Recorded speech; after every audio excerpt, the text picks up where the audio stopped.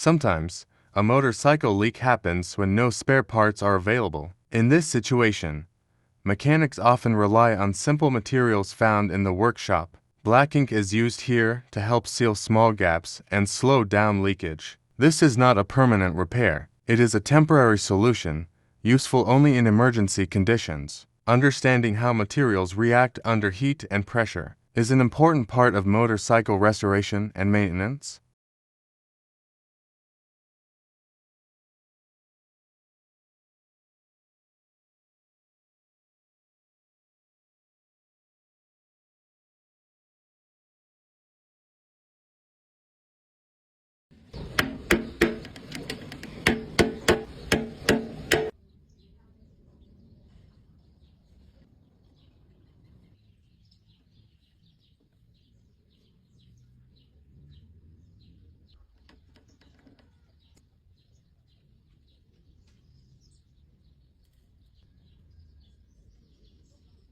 Regulagem de amortecedor simples e prático de fazer, com apenas uma chave 14 e uma chave de fenda.